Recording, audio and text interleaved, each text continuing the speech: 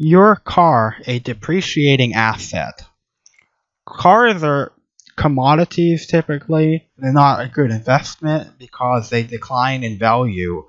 Unlike a house, which even while you're living in it typically increases in value, except during the recent housing bubble where everything was turned upside down. So when you take a loan to buy a new car, as soon as you drive it off the lot, you're typically underwater. And underwater means that you owe more on that loan than the value of your asset. So if you had to get rid of that car, you sold it, well, too bad because you still owe a few thousand more on your loan. And that's why getting a car loan, it can be a bad idea for a new car. You should probably only buy a new car if you have the money saved outright, or you can pay a lot of it at once. But if you go for a car loan and you get it from the dealership or a used car lot, the interest rate and terms that they offer you are probably going to be pretty bad. You'd be better off to go to a bank or your credit union, especially if you have a checking and savings account and a credit card with them, or just checking and savings can be enough. And they'll pre-approve you for a loan if you have good credit, and then you can take that offer. And when you're negotiating to buy a car, you only have to have them know that you're paying cash because you're paying with the check from your bank or credit union, and to them that's the same as if it was your money. So go first and get approved for the loan, and then that can be up to like 20,000. And then if you pick a car that costs a lot less, you don't have to use all of what you're approved for. If you're buying used cars, you should have a trusted mechanic look at the car, and that would not be the mechanic from the used car dealership. So you can't just take their word for it. That would be a third party person. On Craigslist and elsewhere, if you're buying used cars, you have to be careful of rebuilt cars. Often, if you see a really good deal on Craigslist, you'll notice it says, "Oh, this car is rebuilt" in the information, meaning that it was part of a flood, and it was salvaged, and perhaps even the engine was rebuilt. And you don't know if that's going to last as long as a car that never had to be rebuilt. If you're going for a new car, typically people would say in the past, well, as soon as you buy a new car, it's going to lose $5,000 in value when you drive it off the lot. And I don't think that's true anymore. In fact, I know it's not true. And in fact, often it doesn't lose more than 1,000 or two if you get a good deal, particularly with economy cars.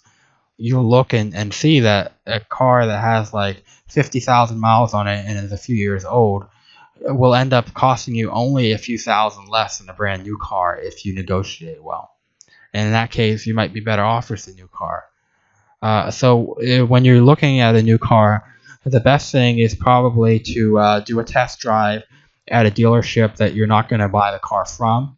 And then after you've determined that's the car for you, or you've narrowed it down to 2 or 3 models, I would send out emails to all of the dealerships within 150 miles and ask them for their bottom line quote, which includes sales tax and fees. And then after that, you can send the lowest quote around and say, oh, this dealership offered me $17,500 for a Honda Civic or something. Can you match that? Or can you beat that? And some people recommend sending these emails not just to dealerships in your area, but some of them to hundreds or 1,000 miles away. I don't know, that could be worthwhile if the price is a lot lower, but then you'll have to drive a long way or pay to have the car delivered. So it might be worth it or it might not. So you send your emails and you start the bidding war, and make sure that you don't go to the dealership till you have an offer.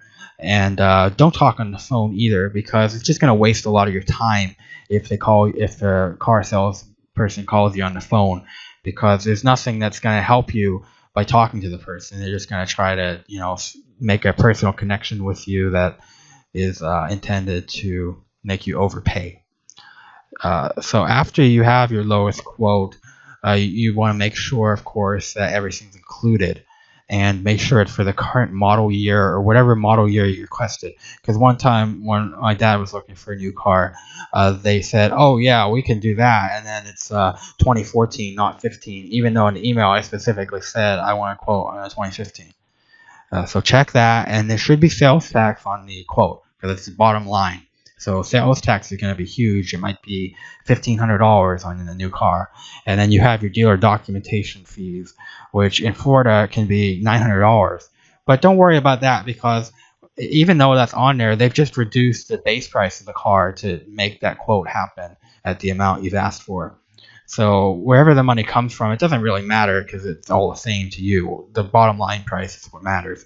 And make sure they include the fees to transfer your title, your tag from your previous vehicle. And typically they'll print that on the spot for you at the dealership.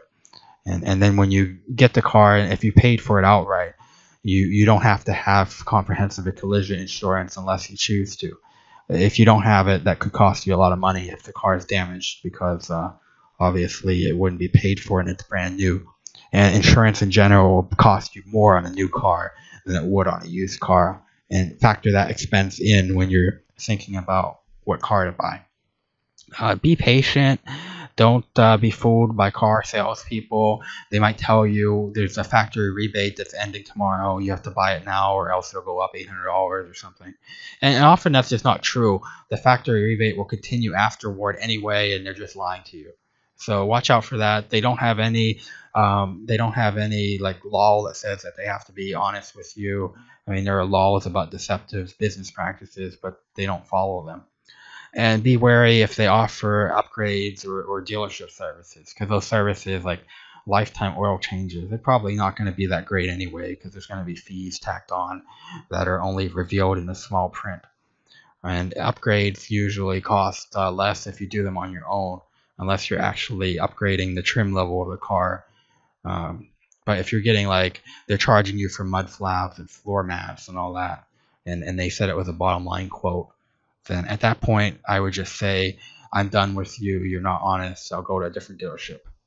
And then often they'll send you a better quote later, because that's how negotiation is done when you're looking for a new car.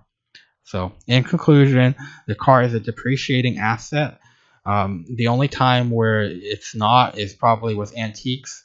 And the only time it would be an investment is for status. Like, let's say you're a lawyer and you need to have a BMW to project status. Well, then it makes sense to have a BMW. But for most people, that doesn't apply. And the car should be treated as a commodity that gets you from point A to point B with the minimum of fuss and with the least amount of a cost per mile.